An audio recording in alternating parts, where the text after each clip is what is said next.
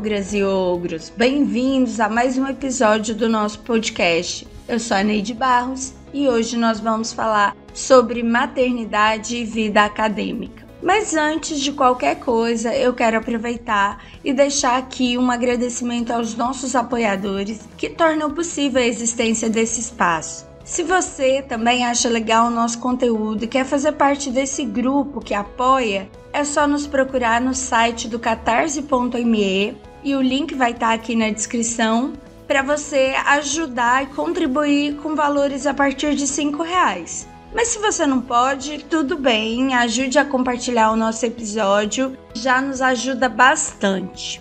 Então lembrando, que nesse mês do Dia Internacional da Mulher, o nosso podcast resolveu trazer temas sobre a luta pelos direitos das mulheres e no episódio de hoje nós contaremos com a presença da professora Ana Carolina Coelho Soares e a professora Vanessa Clemente Cardoso. E nós vamos falar sobre a vida acadêmica, a perspectiva das cientistas e como a maternidade afeta, essa relação entre maternidade e academia.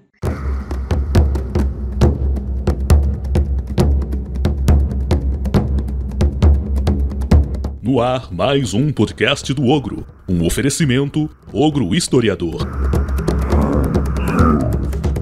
Então vou apresentar, primeiro eu quero agradecer muito a participação de vocês aqui conosco e eu vou fazer uma breve introdução dessas professoras. A professora Ana Carolina, ela possui graduação, mestrado e doutorado pela UERJ e pós-doutorado em antropologia pela UNB. Ela é professora associada da Faculdade de História da Universidade Federal de Goiás e é coordenadora do Grupo de Estudos de Pesquisa em Gênero da Faculdade de História e coordenadora do GT Regional de Gênero da AMPU Goiás. Ela também é professora da pós-graduação em História pela UFG e ela é mãe de 2 crianças. Boa tarde, professora Ana. Muito obrigada, pela sua participação.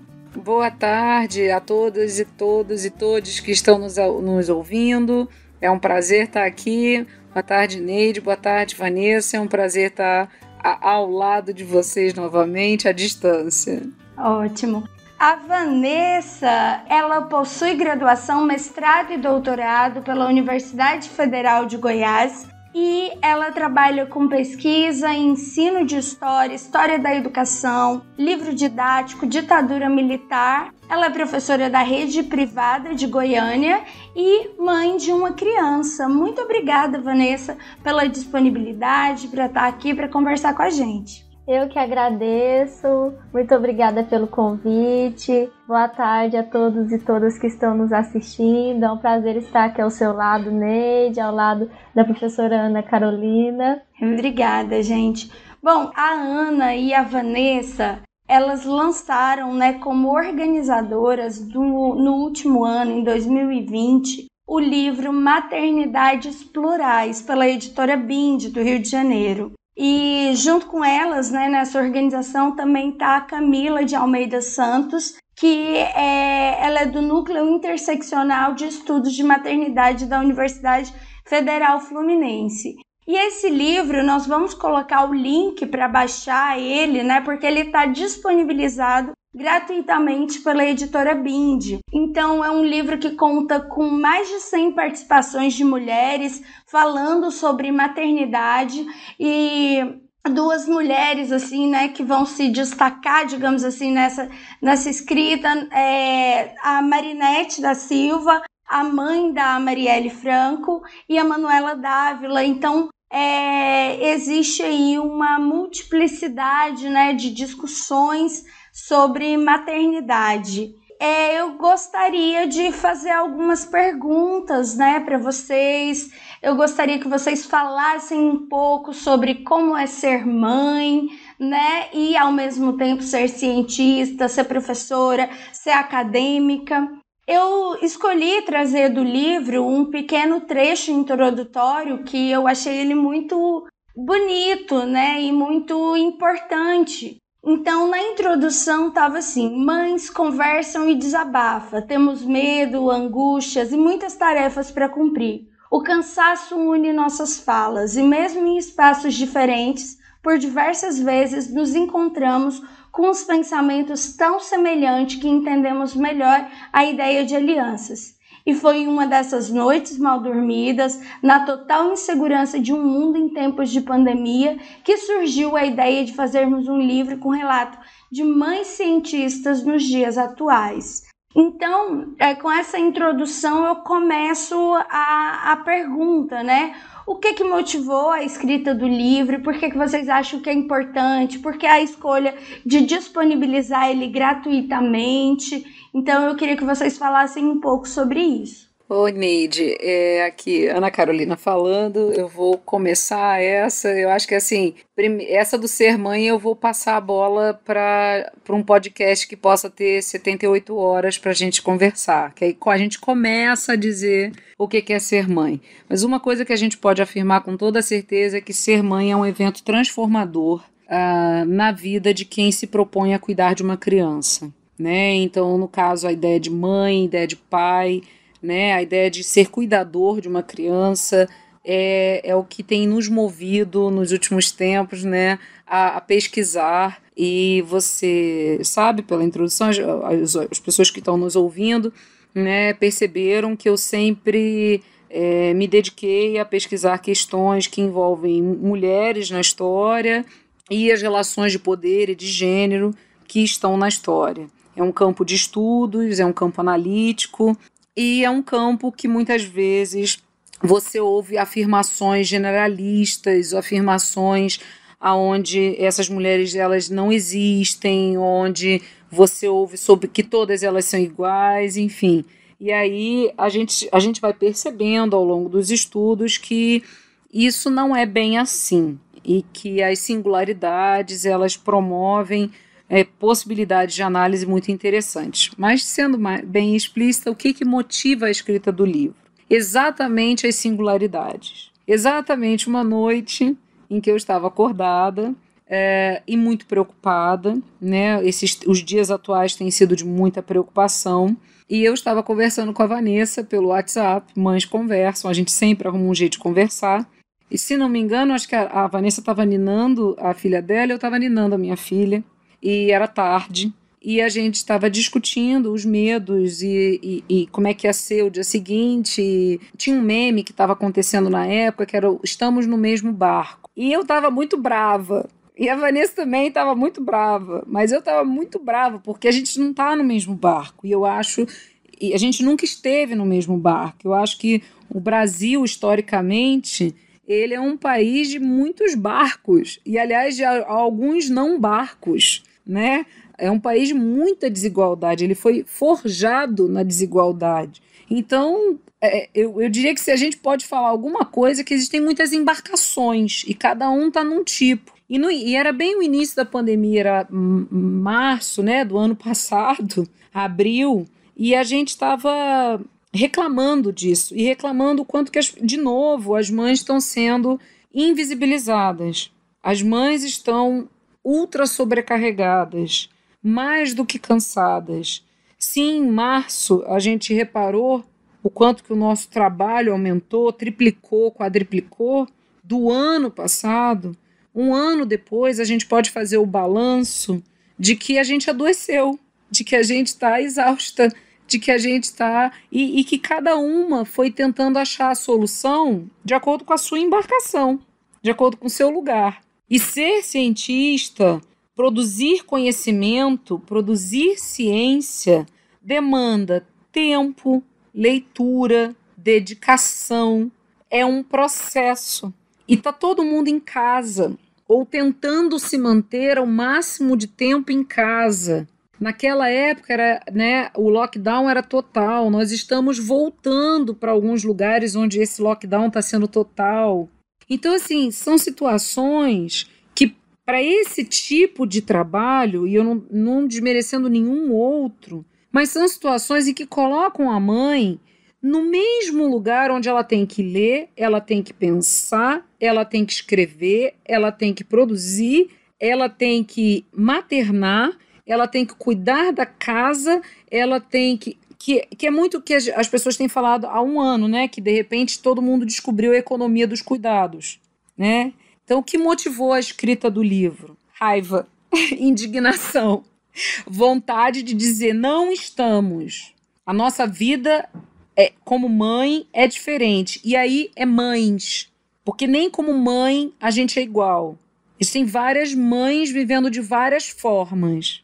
E a gente sempre brinca em todo podcast que nos chamam, em todos os lugares, que a gente achava às 3 da manhã que a gente ia receber assim, uns 8, 15, no máximo 20 relatos. Quando a gente teve a ideia do livro, a gente achou que ia ser uma coisa pequena. Então eu fiz um cartaz e a Vanessa divulgou o cartaz. Era um cartaz simples com uma onda, porque a ideia era a ideia do barco, da onda e de como a gente estava vivendo.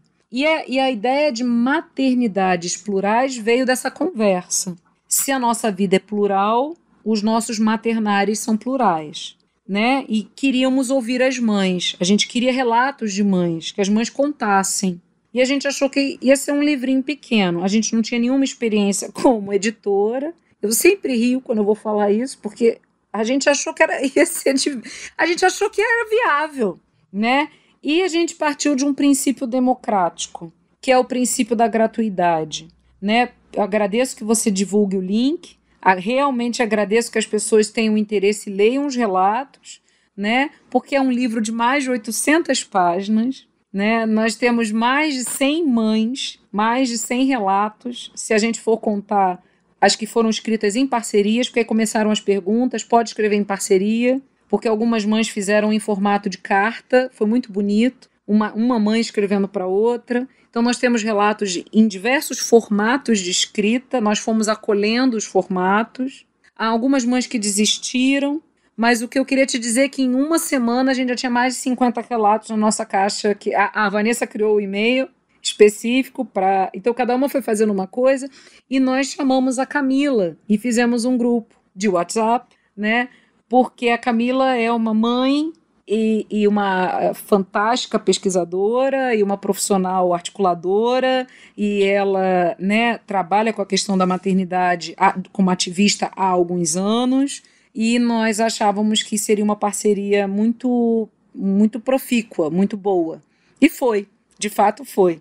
E só que a gente foi recebendo uma quantidade imensa de relatos, e a gente tinha um livro de mais de 800 páginas na mão, e nós não tínhamos uma editora.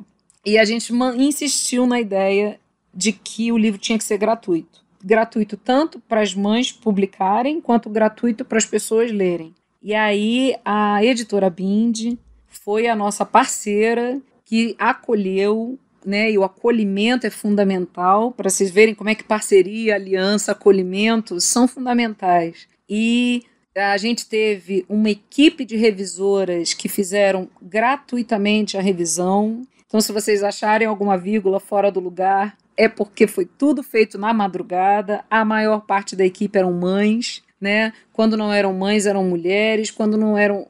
alguns homens também entraram na jogada para ajudar aqui e ali, né? Alguns maridos de famílias hétero também entraram. Ou seja, foi sendo criado um grupo, uma rede de trocas, e o livro saiu gratuito. Ele é praticamente todo feito por mulheres, né? Eu diria quase 100%, porque as revisoras eram todas mulheres, as coordenadoras eram mulheres, os relatos são das mães. A gente sabe que a gente tem as parcerias e alianças, né? A gente tem a diagramadora mulher, né? E o livro fica disponível gratuito, online. A Suelen, né? Uma querida aluna profissional fantástica, fez a capa, né? Cedeu a capa para a gente, fez a capa assim com os nossos pedidos, disse para mim que não é, nossa, eu não sei fazer capa, né? E agora eu preciso dizer se ela está grávida. Na época ela não estava grávida, mas fez em homenagem à mãe dela e a todas as mães do mundo, e hoje ela tem, né, um relato no livro que ela fez, que foi como é que foi o processo de fazer a capa, e hoje ela está grávida. Então, assim, há todos os tipos de maternários, né? Os maternários que vêm de várias formas. Então, esse era um princípio, era o princípio do pensar as maternagens pensar a pluralidade e principalmente pensar no acesso democrático. E o livro teve uma repercussão muito grande, porque as pessoas passaram a ler o livro para entender esse universo do que a gente está falando sobre essa diferença entre produzir conhecimento sendo mãe e produzir conhecimento, por exemplo, sendo homem, sendo solteiro e estando em casa. Tá? Bacana.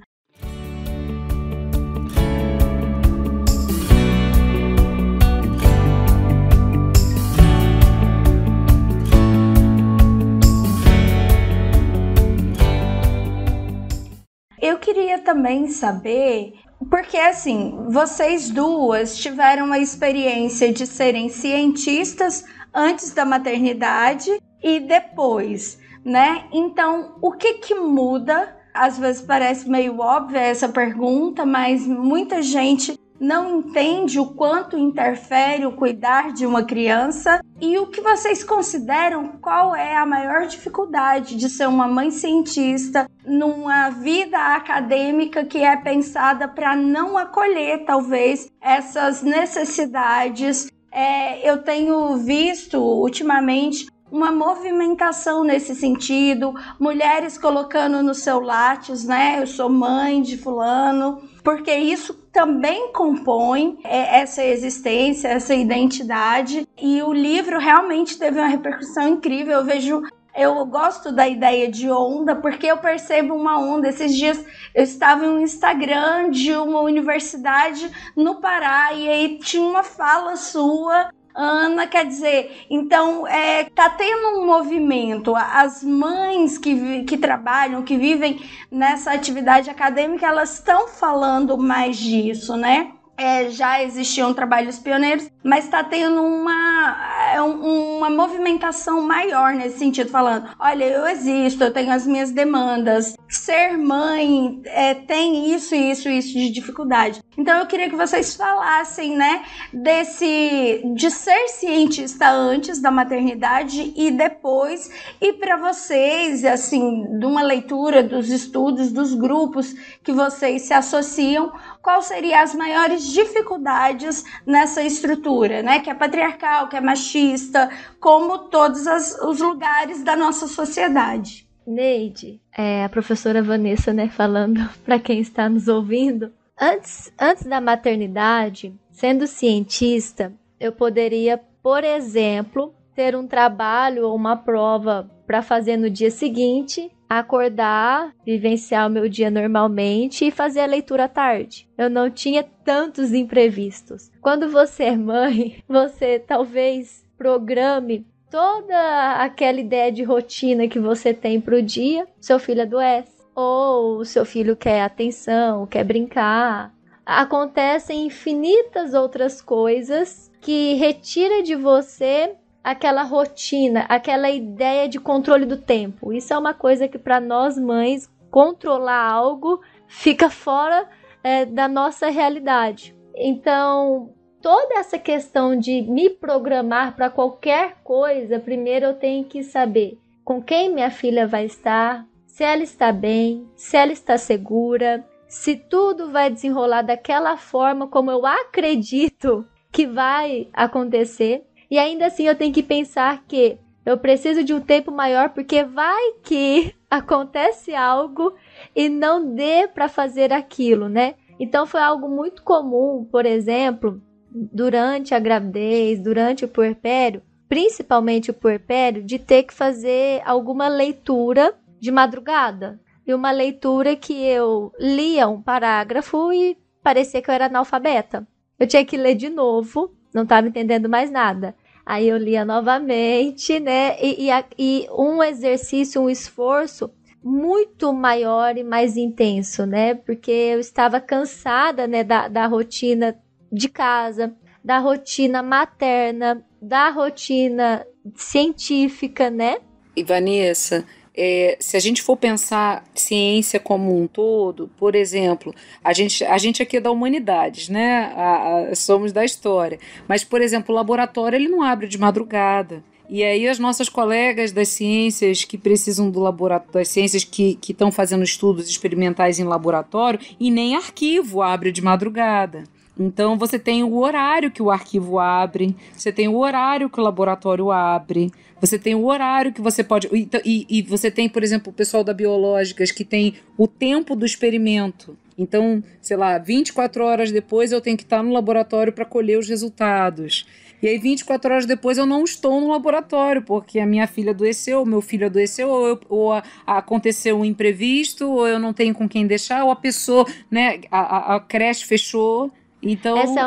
Essa é uma observação muito importante, porque, por exemplo, eu consegui fazer o meu estágio docência durante a gravidez. Consegui. E uma pergunta muito comum no grupo Mamães na Pós-Graduação das mães da área de biológicas é justamente essa. Gente, eu engravidei, ou eu quero entrar para o mestrado, para o doutorado, mas eu tenho que fazer a parte do laboratório. O que vocês aconselham? Aí é muito comum outras mães dessa área falarem, olha, faz primeiro o experimento, colha todos os dados e depois engravide. Aí quando a mãe já está grávida, aí tem relatos de mães que às vezes perderam o experimento, né? Então tem toda essa complicação ainda nesse percurso. E o que a gente percebe muito, eu considero a maior dificuldade para uma mãe cientista é o fato de nós sermos negligenciadas. A universidade não é o espaço que foi criado para a mulher, principalmente mulher mãe. Então, o tempo de pesquisa, a forma como os programas são avaliados, a forma como nós, alunas, somos avaliadas, é uma forma excludente. Um programa que demanda um tempo maior para suas alunas, por exemplo, porque tem licença maternidade, ele sofre penalidade, pode perder até numa avaliação, a sua nota pode cair. E aí isso penaliza, então é uma consequência que vem de cima para baixo, vai amassando, vai cada vez mais dificultando a permanência dessa mulher mãe na carreira acadêmica, na ciência, né, de um modo mais amplo. Porque essa mãe, ela precisa de um tempo diferenciado. Ela é uma mãe que precisa de mais tempo no laboratório, porque o experimento dela tem mais chance de ter algum comprometimento. É uma mãe que ela precisa de mais tempo de leitura, porque ela lê, mas ela está tão cansada que parece que ela não leu, ela lê de novo. Ela lê de novo. Ela vai digitar uma dissertação, uma tese, um TCC. Ela erra as letras, ela erra a palavra, o parágrafo. Eu lembro que quando eu enviava o meu texto para minha orientadora corrigir, e depois vinha lá, né, todo circulado, né, porque a minha orientadora, de fato, ela corrigia tudo e lia tudo. Eu lembro, tem uma cena muito engraçada, porque era um dia chuvoso, e a gente reuniu e ela chegou toda molhada, minha professora orientadora, Sônia Maria de Magalhães, que sempre me apoiou muito, então eu já fui muito privilegiada nesse sentido. E ela chegou toda molhada, com a pasta, tudo impresso, ela imprimiu na casa dela, boa parte da minha tese, toda circulada. Eu falava assim, olha, professora, essa parte aqui é porque eu fiz de madrugada, eu estava com muito sono. Assim, eu nem vi que eu digitei essa palavra errada, eu engoli as palavras. Ela, não, Vanessa, eu sei. Teve vez dela vir na minha casa, com o esposo, com os filhos, ir pro meu quarto, deixar os filhos na sala, brincando com a minha filha, junto com o esposo dela e o meu esposo. E a gente ficar no quarto, ela pegar papel e entregar para minha filha desenhar. Minha filha não tinha nem 2 aninhos, para ela me orientar, para eu conseguir terminar minha tese. Ela veio aqui, não foi só uma vez. Então, quando eu falo que nós somos negligenciadas, eu falo pela estrutura. E eu falo pela maioria das mães que não têm a oportunidade de ter tido uma orientadora como eu. Quantas mães que contam, alunas que contam que estão grávidas, sofrem ameaças de perder a bolsa, porque você engravidou, você acabou com a sua vida. Então, é uma violência estrutural, né, dentro da universidade. Então, eu acho que a partir do momento que alianças, redes, parcerias, né, e co-parcerias, por exemplo, se você tem alguém que pode olhar o experimento para você, no laboratório. Isso. Eu tenho uma mãe, mas, olha, a fulana de tal, ela tá grávida, ou então ela vai adotar, né? Vai vir uma criança para casa dela, ela precisa olhar esse experimento, eu não sei se ela pode. E aí, por exemplo, você, Neide, tá lá no laboratório também. Aí você fala, não, olha, a Neide, então, é a coparceira dela, para, se ela não chegar a tempo, você anota os dados do experimento. Aí você fica a par do experimento, você fica com coparceria, e aí você recebe algum tipo de certificação, às vezes de horas complementar, ou de algum tipo de... isso é possível institucionalmente, entendeu? Se houver uma boa vontade da gestão nesse sentido. Porque tem coorientação, né? Então você também pode ter essas coparcerias, porque a gente fica muito ao fim e ao cabo, a gente fica muito à disposição de pessoas que queiram nos ajudar. Então assim, é uma ajuda esparsa aqui, aleatória ali, e assim como a ajuda é algo esparso, aleatório e randômico, a gente começa a achar que a gente escolheu errado. É como se a gravidez fosse uma escolha só sua. E ela não é uma escolha só sua, ela é uma escolha coletiva, ela é uma escolha social, né? Então, se a gente discute o que significa ser mãe na sociedade de hoje, ela tem significados muito fortes. Então, e aí agora? Eu quero ser mãe e quero ser cientista. Eu quero em vez de ou. E a maternidade, ela é muito solitária. Várias vezes a gente se sente muito só. Quando eu engravidei no doutorado, eu não tinha esse discernimento, né? E a primeira pessoa que me falou, olha, quando sua filha nascer, se te der alguma tristeza, se você se sentir sozinha, isso é normal, mas você pode conversar comigo, foi a minha orientadora. E durante a minha gravidez, ela tinha várias revistas que falavam sobre crianças, sobre várias coisas. O filho dela fez dedicatória em cada revista. O filhinho dela, na época, acho que ele tinha uns 5, 6 aninhos, ele era bem, bem novinho. Ele fez uma dedicatória em cada revista, que era para eu poder ler as revistas, mas as revistas não seriam minhas, era para minha filha, né? Então, assim, são os pequenos detalhes que a gente sente o acolhimento, que a gente sente assim, nossa, eu não tô sozinha, eu tô num lugar que tem outras pessoas que, por mais que enfrentem situações diferentes, porque a maternidade ela é plural, né? O que fala muito no nosso livro, eu não estou só, então o acolhimento é muito importante. E essa coisa da rede, ela me faz lembrar muito um e-mail que nós recebemos de uma das mães autora do livro.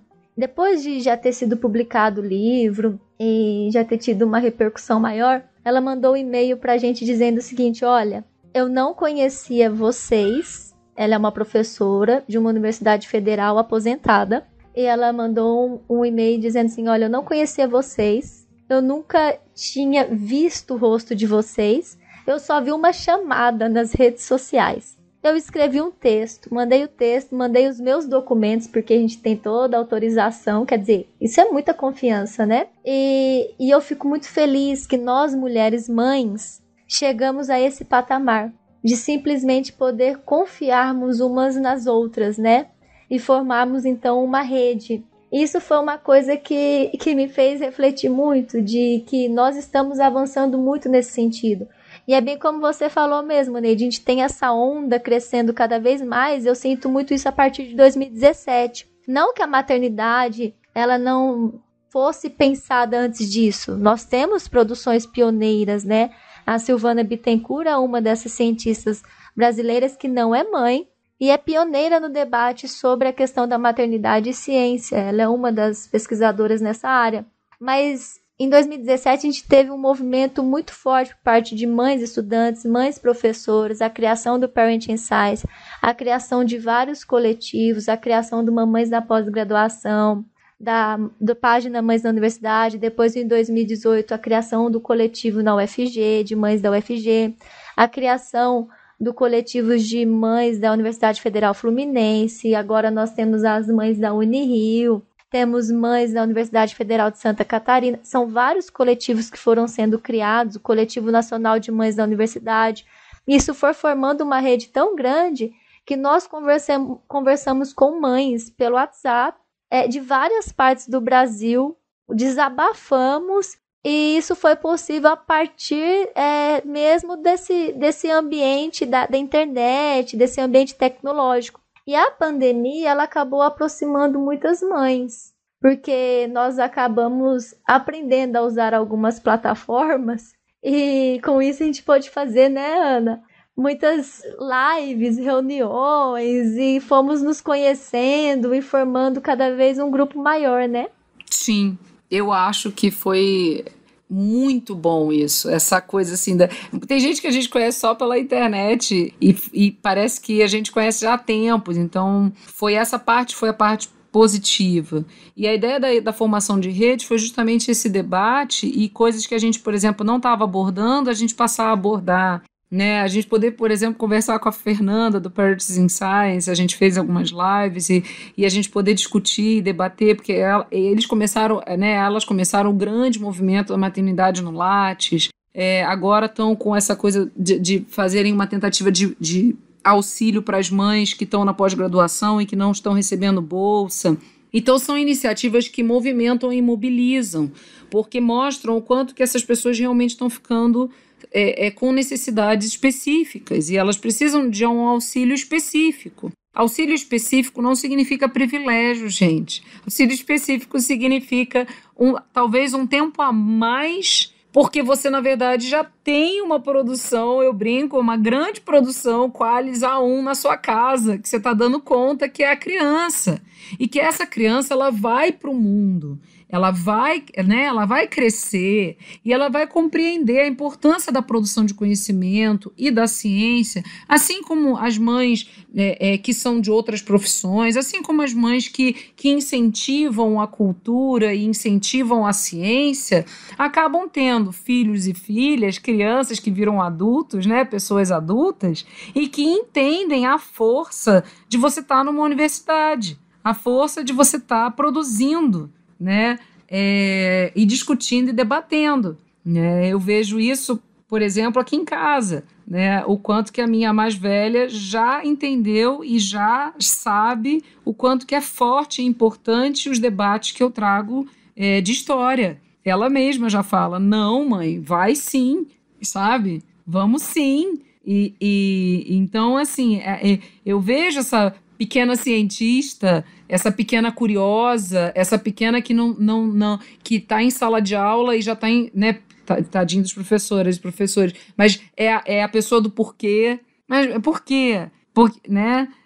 Porque viver nesse ambiente, que é o ambiente da academia, da universidade, principalmente com essa pluralidade de pessoas que vão discutindo e debatendo vários temas, cria isso. Então, crianças na universidade é bom. Aliás, é fundamental, é dos braços de extensão, mas não é só a extensão, a gente abrir um dia a universidade para as crianças conhecerem, né? É mudar a lógica da universidade para entender que as crianças estão na universidade a partir do momento que as mães e os pais estão na universidade. Porque se teve uma coisa que a pandemia também escancarou, foram as paternidades. Pai que teve que parar a reunião porque a criança estava ali. E que puxou um pouco a discussão para esses limites do privado e do público. Eu tenho colegas que, felizmente, vieram conversar comigo, que nunca tinham parado para pensar no quanto que cansa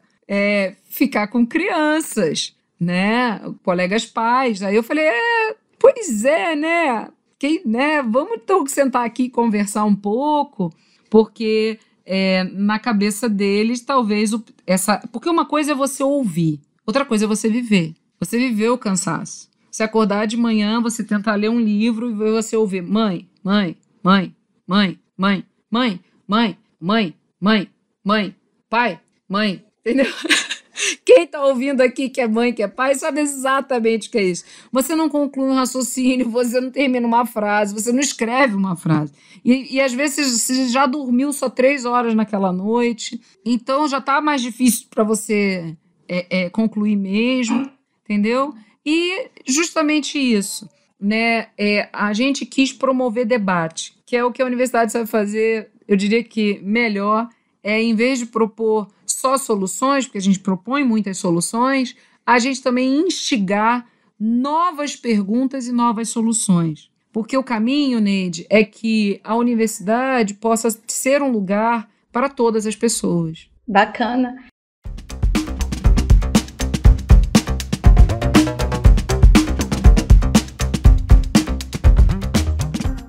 Uma coisa também que eu sinto que vocês falaram, que é como se fosse uma escolha. Ou você quer ser mãe, ou você vai ser cientista, e a universidade não tem nada a ver com isso. Você escolheu. E agora você arque com isso. Eu lembro de uma discussão que um aluno falava, não, mas as mulheres têm que receber menos mesmo, porque afinal elas faltam muito mais para levar a criança no médico, elas têm que ir na reunião de pais.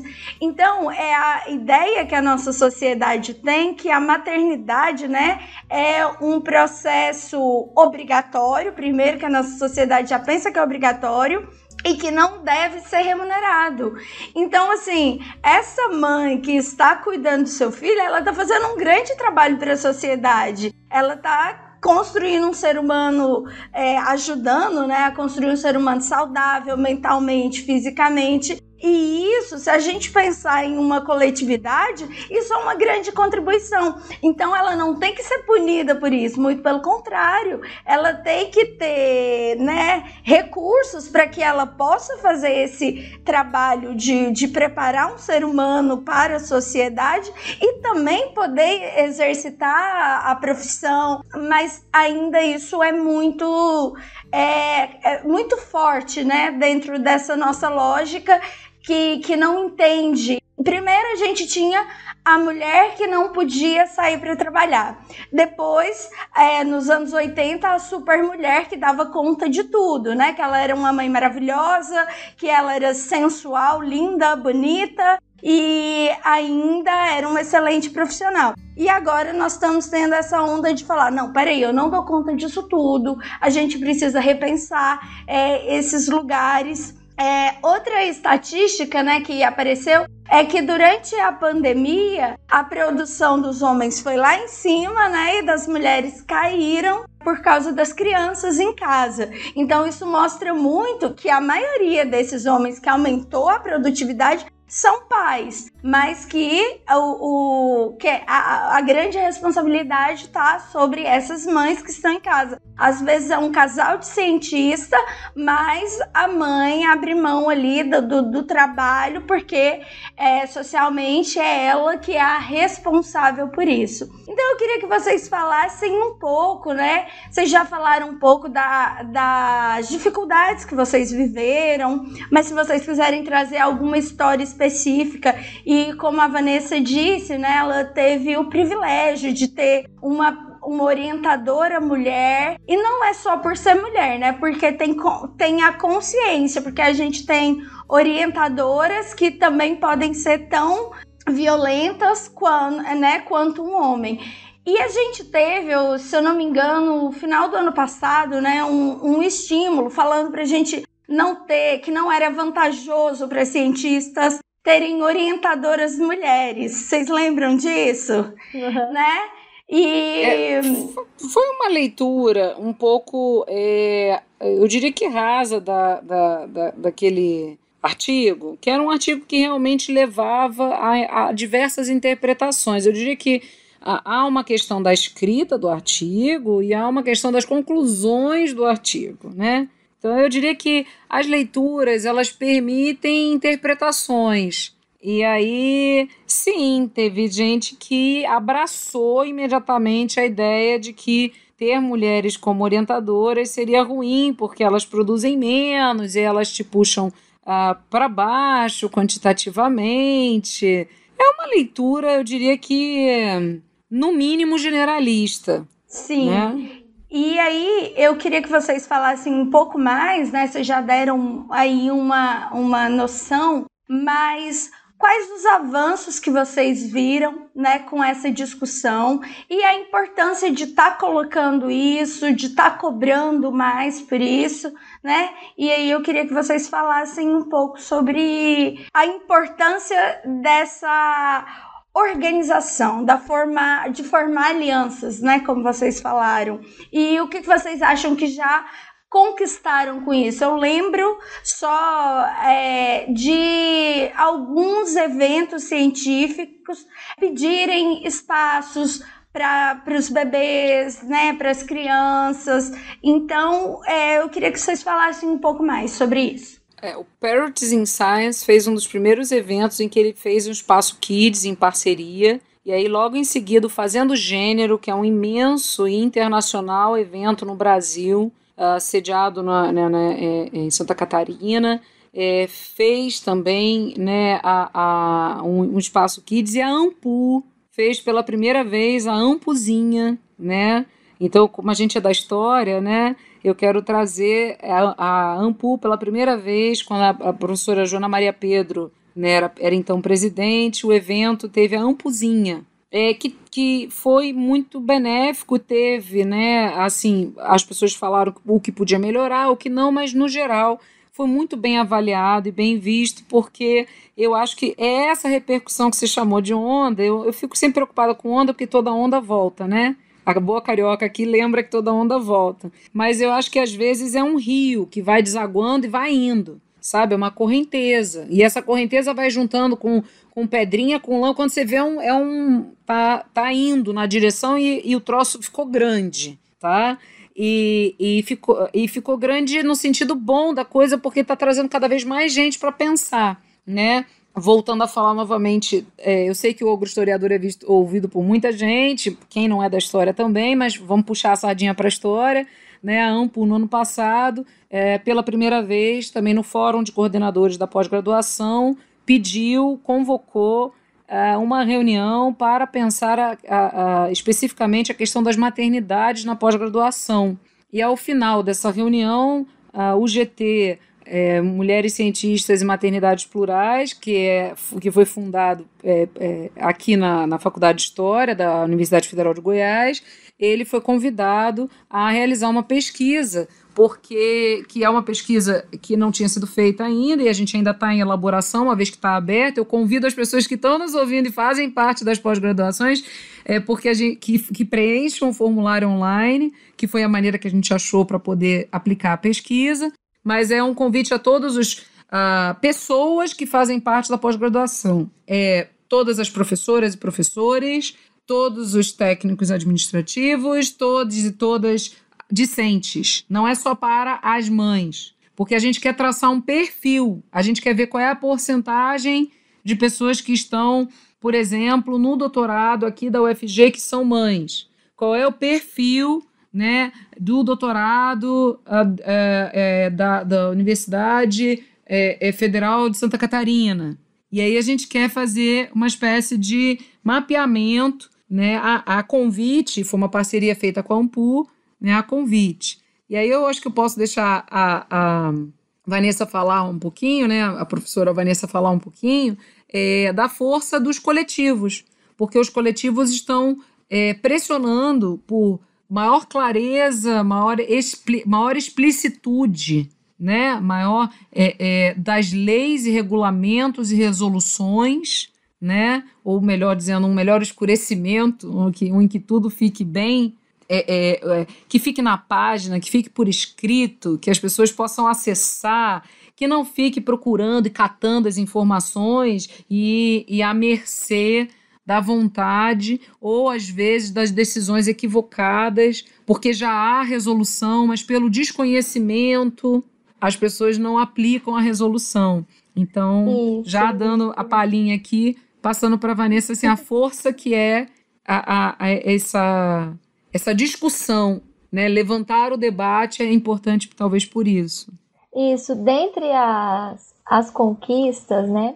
Em 1975, nós tivemos uma lei para as mães estudantes, né, do ensino secundário brasileiro. Mas, por entendimento dessa lei, acaba colocando o benefício para as mães universitárias, né, do ensino superior. Só que nós não tínhamos, até 2017, uma lei específica que pensasse, por exemplo, na mãe pós-graduanda. E em 2017 nós tivemos como presidenta da Associação Nacional de Pós-Graduandos a Tamara Naís. Inclusive a Tamara Naís foi aluna da Faculdade de História da Universidade Federal de Goiás e a gente cursou o mestrado juntas na época. E quando ela assumiu a presidência, a Tamara ela não é mãe, mas ela abraçou muito a causa das mães e o debate sobre a conquista de direitos. E com ela na presidência, nós conseguimos a aprovação da lei de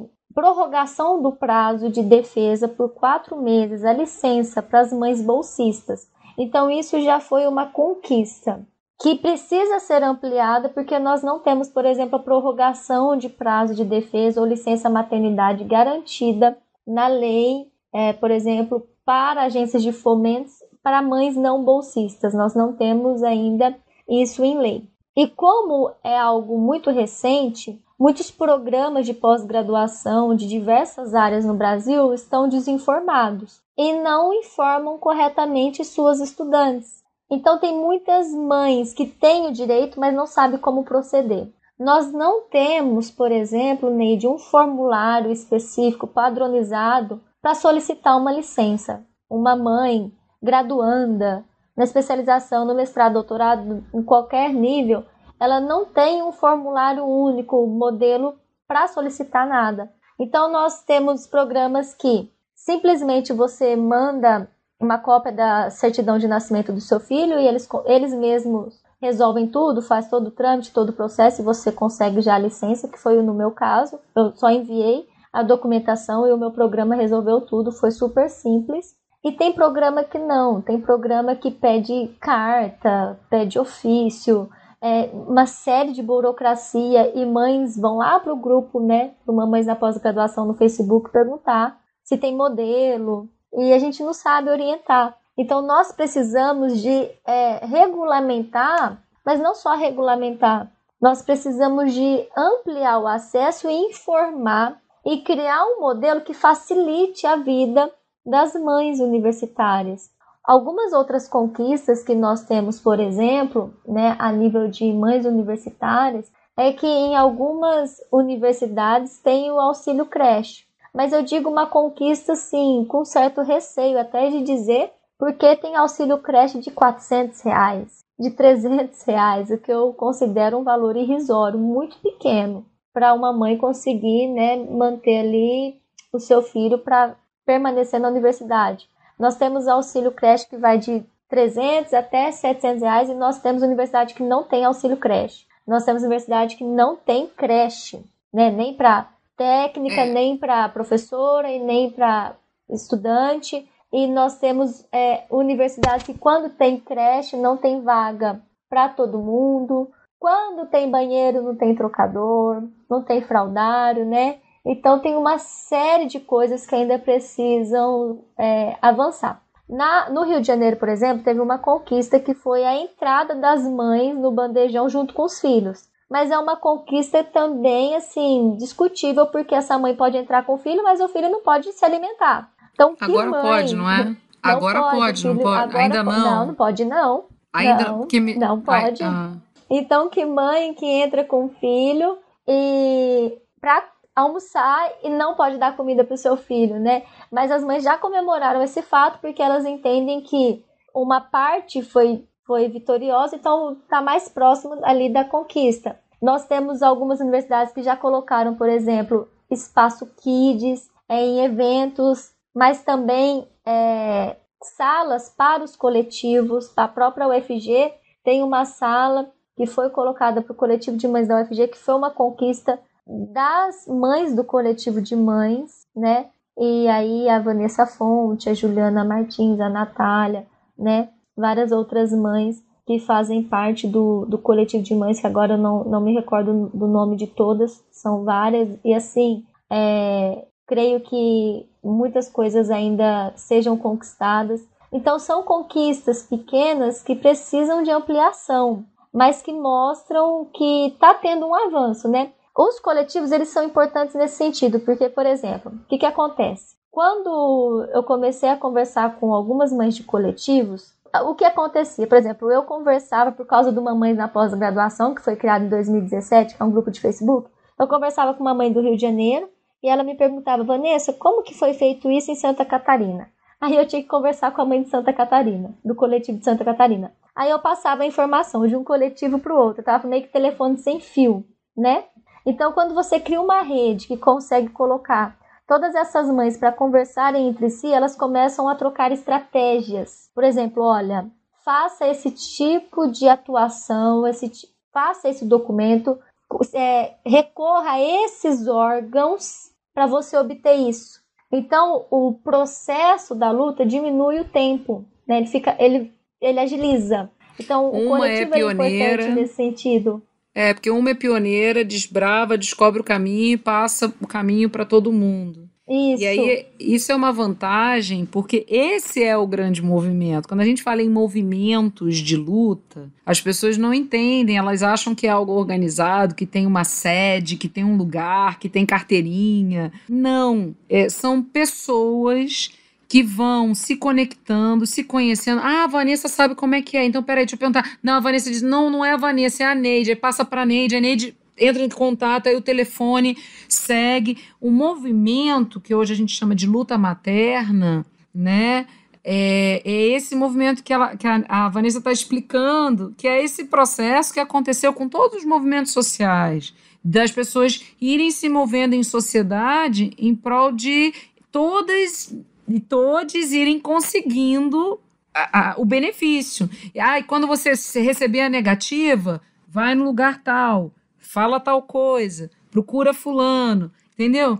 Só que e aí eu volto a insistir, o problema é que tudo isso se resolveria, eu diria que não é nenhum problema, a solução é que tudo isso se resolveria se você tiver resoluções, leis e regras nacionais, explícitas, né? E eu estou conversando aqui com a Neide, que é formada em Direito. Então, você sabe, Neide, que em vez da gente ficar procura fulano e ciclano numa rede de telefone sem fio, se isso se transforma numa legalidade, numa realidade legal, você não precisa mais ficar passando pela vontade ou por essas estratégias, né? Então, eu interrompi a Vanessa, porque, assim, desculpa, mas acho que é o bate-papo e a gente vai pensando que é absurdo que a gente esteja chegando em 2021 em que a gente fale, óbvio, que as mães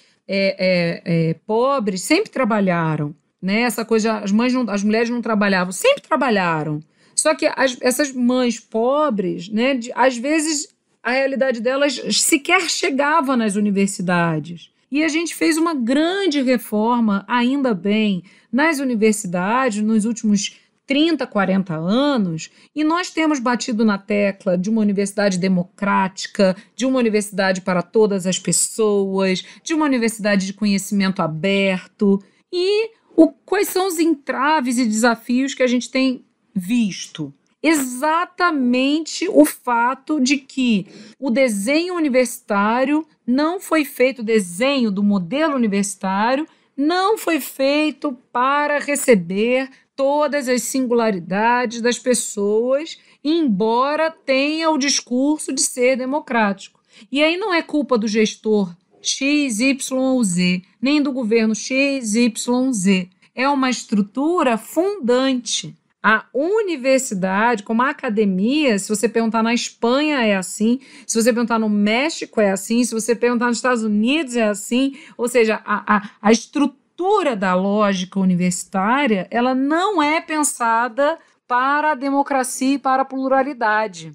Só que o fato dela não ser pensada não significa que ela não pode ser alterada.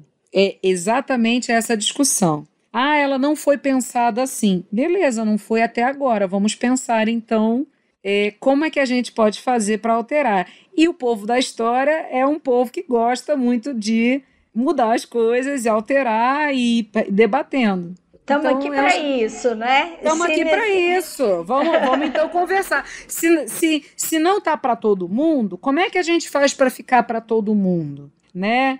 E aí, exemplos palpáveis, que a Vanessa até falou, fraudaram em todos os banheiros. Inclusive porque quem troca a fralda é o pai e a mãe, ou o pai ou só a mãe, porque senão a gente está perdendo de vista as mães solos, os pais solos, né?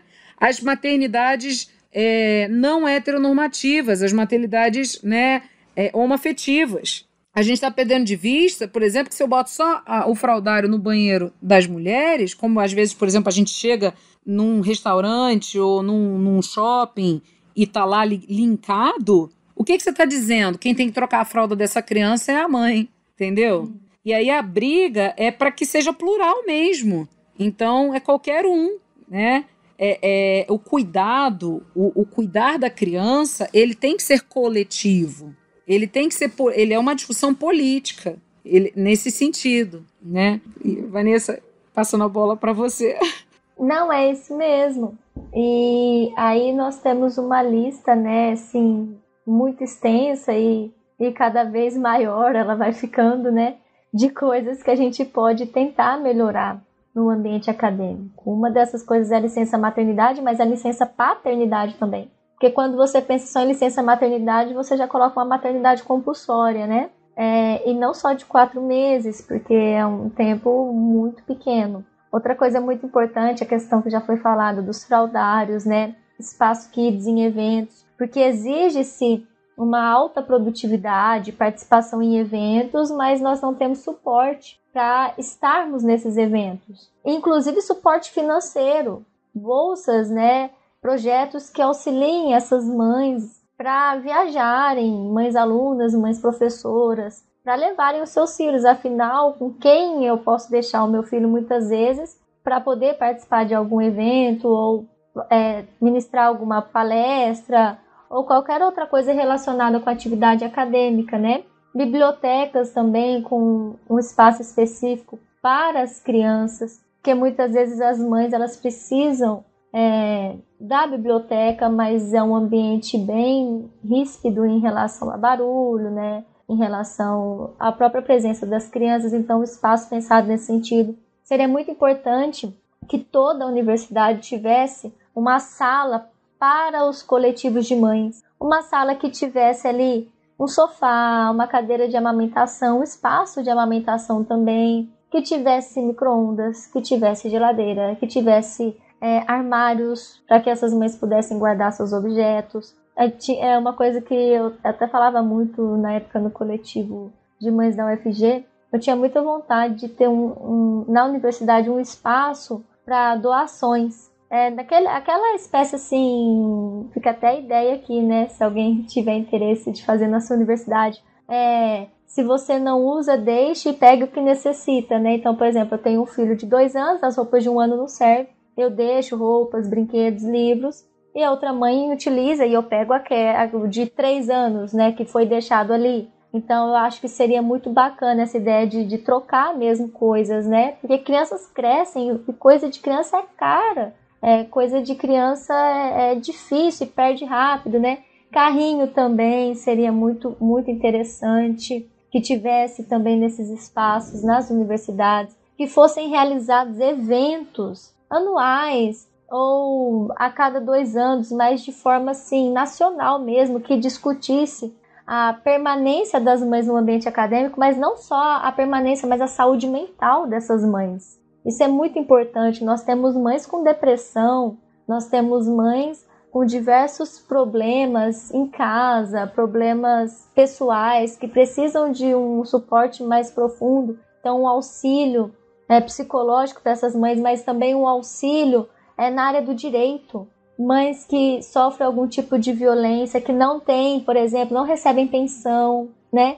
Então, acho que seria muito importante que os programas de direito pensassem em uma forma, colocassem seus alunos calouros ali, né? Pensassem, que já estão ali na área do estágio, para estagiar mesmo, no sentido de orientar essas mães de como proceder em diversos processos. Acho que seria bem bacana também. Ouvidorias nas universidades, ouvidorias destinadas para essas mulheres mães, porque muitas mulheres mães são assediadas, né? Nós temos diversas denúncias no Mamães na Pós-Graduação de mães que foram ameaçadas de perderem sua bolsa, de não entrarem num processo seletivo, né? Eu mesma, quando eu estava grávida, ia ter um processo seletivo, e não na minha universidade, em outra instituição, e uma professora que não era de Goiás, ela era uma professora do Rio de Janeiro, estava participando de um evento aqui.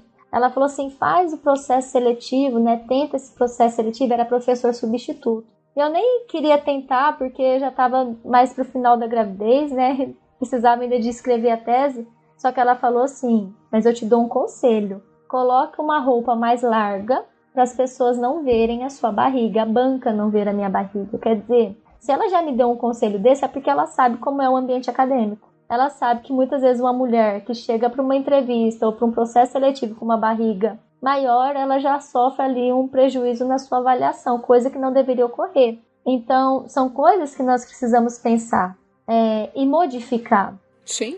E aí eu vou até além, né? Fora da universidade, as mães relatam constantemente que a gente está numa entrevista de emprego e a pergunta que é feita é: você pretende ter filhos? Você tem filhos? Essa é uma pergunta que não é feita para os homens. E não é feita porque a sociedade sabe que se onera muito mais a mulher no cuidado do que o homem, que é a mãe quem cuida da criança. Tem um livro, né, O Filho é da Mãe.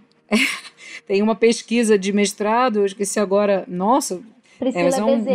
Priscila Bezerra, obrigada, Vanessa. A Priscila Bezerra escreveu um livro, que é fruto da dissertação de mestrado dela, que ela questiona isso. E o filho é da mãe, né, brincando com esse termo que nós temos aqui no Brasil. E de fato, ele na nossa sociedade, ele é da mãe. Porque se você for pensar, quando acontece, por exemplo, um crime... E hoje em dia a internet está cheia disso, tem sempre um que comenta assim, cadê a criança, cadê a mãe desse cara, cadê a mãe dessa mulher, né? Como se a pessoa tem 40 anos, cometeu um crime, não cuidou bem, não criou bem, não educou, faltou a educação da mãe. Então assim, a mãe sempre é a figura central, a quem se coloca todos os méritos e todos os deméritos daquela pessoa. Então isso é muito forte se você for pensar que nós somos pessoas. Nós somos pessoas e nós temos outros lados, outras identidades para além do mãe, né? E estamos na universidade pesquisando, somos professoras, somos mulheres, não somos super mulheres, né? Embora a gente faça realmente muitas coisas ao mesmo tempo. E nós, na verdade, somos sobrecarregadas, somos cansadas, somos superatarefadas.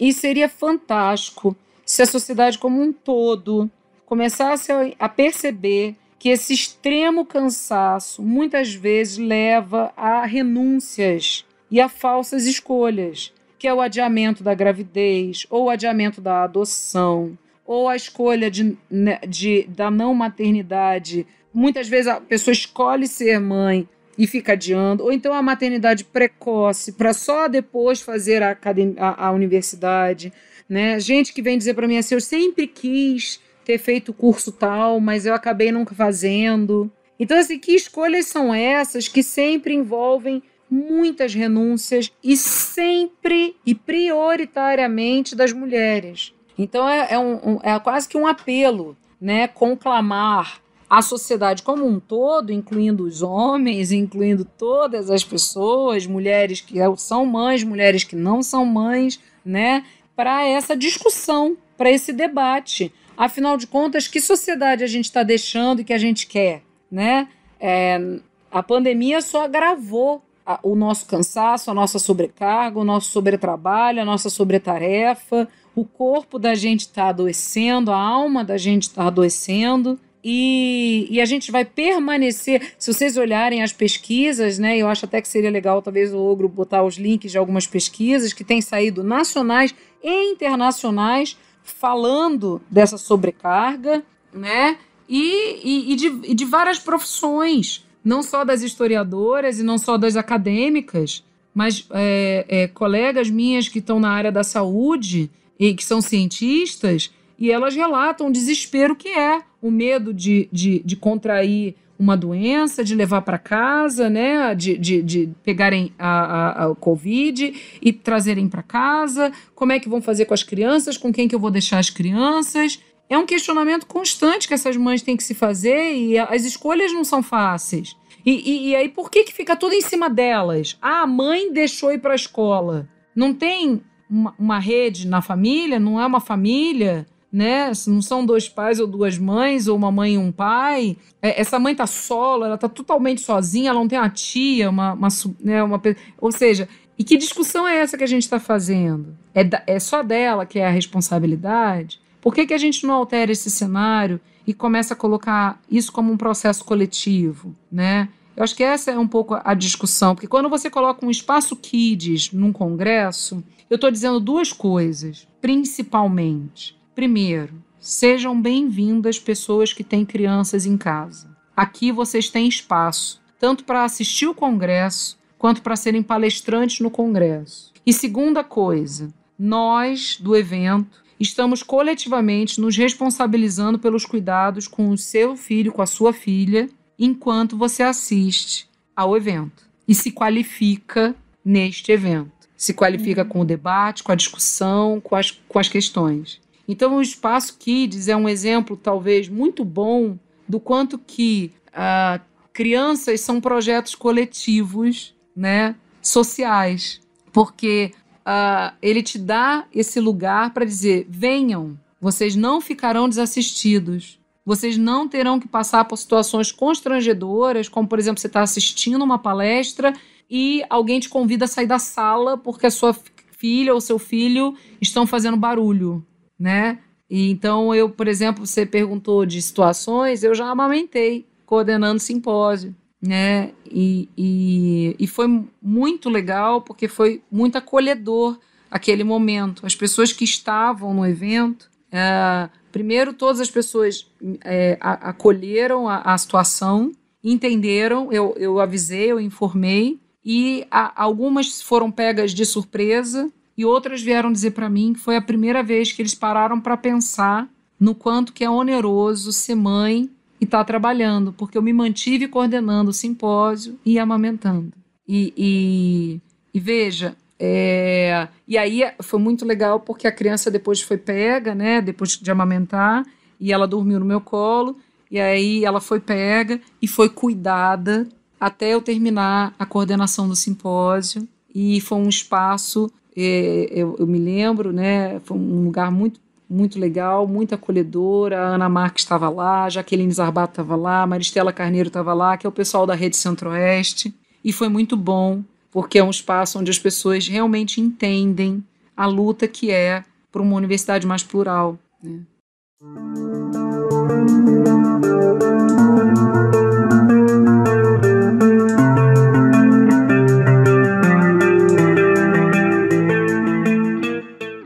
Muito bacana, e é realmente emocionante, né, a gente pensar nisso tudo.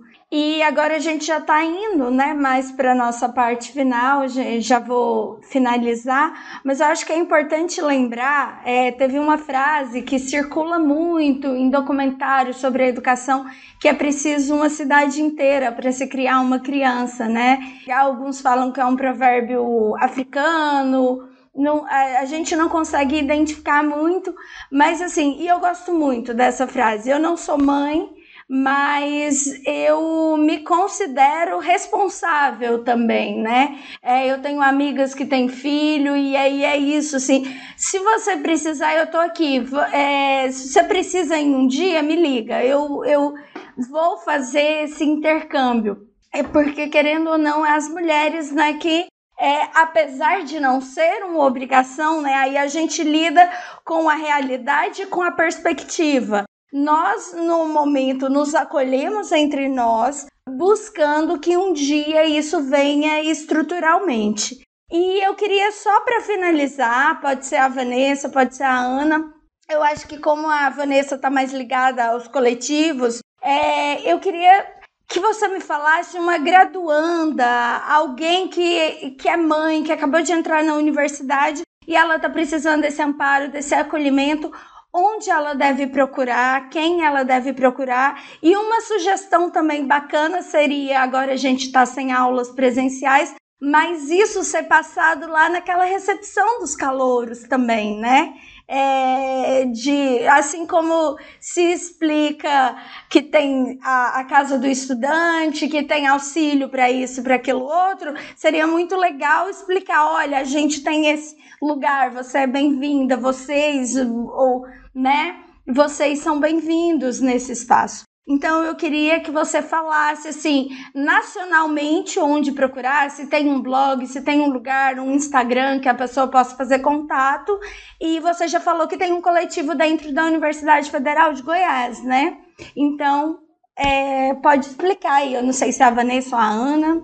Eu falo, Neide, para todas as mães universitárias, graduandas, na especialização, mestrado, doutorado, pós-doutorado, professoras, nós temos o grupo do Coletivo Nacional de Mães, que é um grupo no Facebook, mas ele funciona mais no WhatsApp.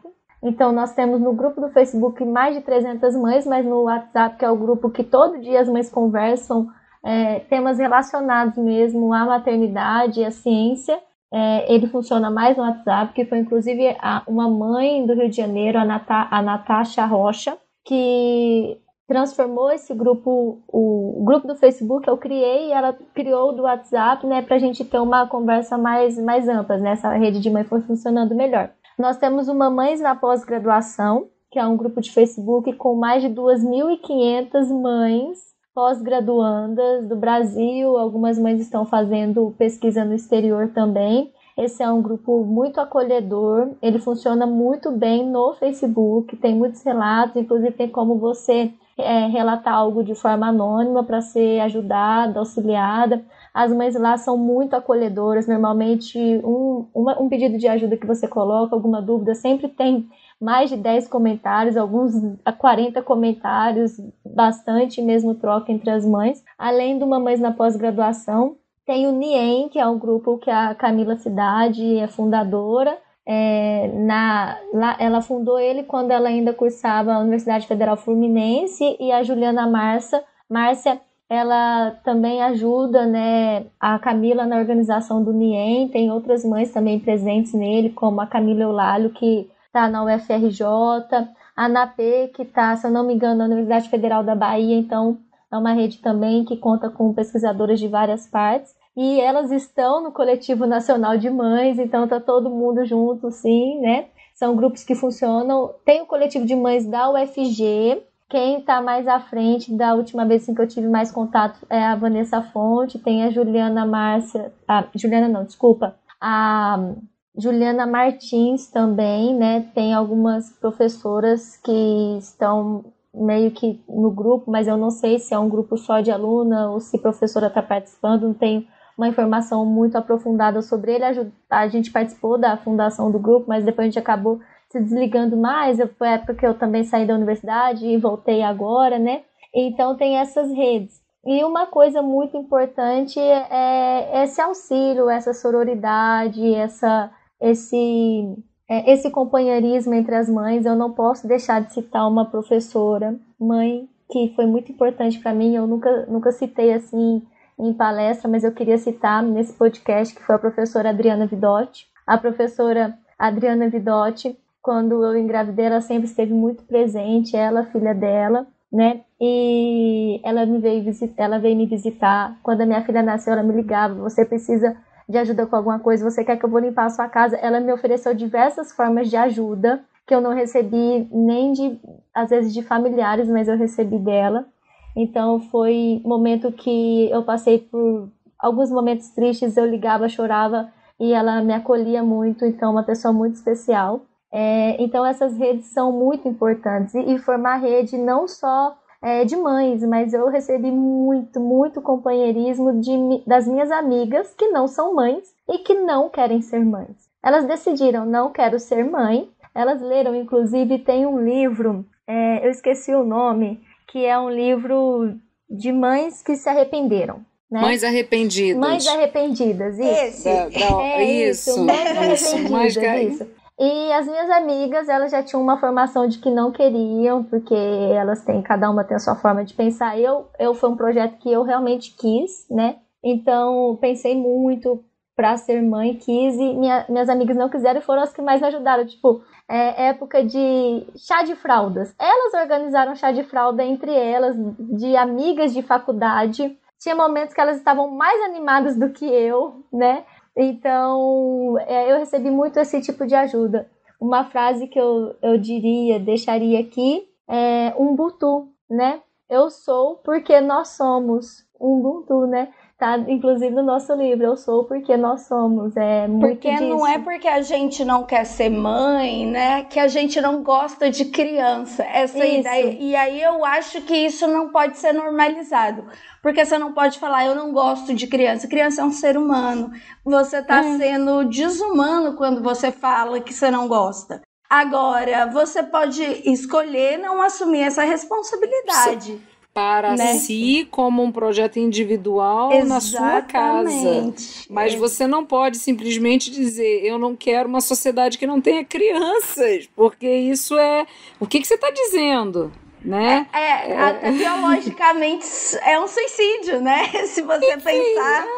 Bem, aí eu acho que é outro podcast, mas Ubuntu, né? Esse ditado que você falou, é preciso uma tribo para criar uma criança, faz parte de uma ética filosófica, de um ditado popular, ou um provérbio, cada pessoa exprime de uma forma, mas vem de uma sabedoria, eu gosto desse termo, acho que é de uma sabedoria tradicional, de algumas tribos africanas e que, falada por algumas línguas, né, na África do Sul, e que exprime um conceito moral e que exprime essa ideia de que você não se faz sozinha. Ubuntu, eu sou porque nós somos. É preciso uma tribo para criar uma criança. E isso se opõe frontalmente à nossa estrutura social, que é calcada no individualismo, que é calcada nessa ideia de que você faz uma escolha e você tem que estar sozinha nessa escolha. Então é justamente o contrário, são as redes, parcerias, alianças, e as alianças, elas não necessariamente precisam ser entre mães, e é isso que a Vanessa estava falando e que é absolutamente verdade, né? Pessoas que vêm nos ajudar e que vêm nos auxiliar, não é só ajudar, auxiliar, ou que vêm ao nosso socorro e que criam essa tribo à nossa volta, em que é uma tribo em que você se sente menos sozinha. Porque no momento em que eu sei que aquela criança, que é meu filho, ele está bem cuidado, eu consigo fazer uma prova com mais calma. Eu consigo dar uma aula, né, lecionar com mais tranquilidade. Nós que somos professoras aqui, somos 3 professoras, vocês sabem, pensa no desespero de entrar numa sala de aula, como já aconteceu comigo, de eu entrar em sala de aula com a minha filha no pronto-socorro, e a Neide, que me acompanha, porque foi me orientando, sabe disso. E eu fiz o que eu tinha que fazer profissionalmente, a minha cabeça tinha um lado que estava o tempo inteiro em outro lugar, eu avisei a turma, né? Quando a aula acabou, eu corri pronto-socorro. E aí, porque tinha uma pessoa que estava lá, né, o meu companheiro, e que estava assumindo a coisa, e o mais terrível, que volta a dizer, né, ele foi questionado N vezes onde está a mãe. Imagina, assim, é como se eu tivesse... E aí ele assim, eu tô aqui, eu sou o pai, eu tô cuidando. Sabe, o tempo inteiro, os profissionais de saúde questionando cadê a mãe? E aí a gente tem que repensar socialmente essa lógica, porque e se eu não estivesse na cidade? Então o pai é incapaz de cuidar da criança, né? O cuidado é sempre da mulher. E se não fosse nem o pai nem a mãe, fosse a tia, né, uma cuidadora que a gente está ali, profissional, se é um projeto político, não tem esse questionamento. Esse projeto político-social que nós temos é um projeto político que onera a maternidade demais e que coloca a gente, e eu não estou me desafogando de nenhuma responsabilidade. Os ônus e os bônus de ter uma criança são maravilhosos. E eu falo isso em todo podcast. Eu amo ser mãe. Todo mundo que me conhece sabe o quanto que eu falo das crianças e o quanto que eu amo ser mãe, como a Vanessa ama ser mãe, né? Mas eu amar ser mãe não significa necessariamente que todo mundo tem que ser mãe. E nem que só as mães têm que cuidar das crianças. Então, se eu tiver que dizer alguma coisa, uma sociedade saudável é aquela que entende que crianças existem. E uma sociedade plena é aquela que não faz as mães terem que fazer falsas escolhas. Que a gente possa transformar um pouquinho que seja a sociedade e um pouquinho que seja a universidade para que ela efetivamente seja democrática, como é o livro que a gente publicou, plural, diversa, imensa, um oceano de histórias, com mais de 800 páginas, muitas participações, e que foi feito de uma maneira tão colaborativa. E que, óbvio, deu um trabalho imenso, e que teve muitas noites, teve muito, né, instante que uma olhava para a outra e dizia, não vai dar certo, vamos parar, vamos desistir. E aí a outra mandava, vai dar certo, vamos continuar. Vai acontecer. Vai acontecer. E um dia depois do outro, uma segurando longe, né, por causa da pandemia, a mão da outra, uma assumindo quando a outra não podia. Eu faço para você, eu reviso para você, a gente vê aqui a página, a gente entrega aqui. Então, e aí foi nascendo o Maternidades Plurais e o GT, Mulheres Cientistas e Maternidades Plurais. E eu, de fato, eu sou bastante...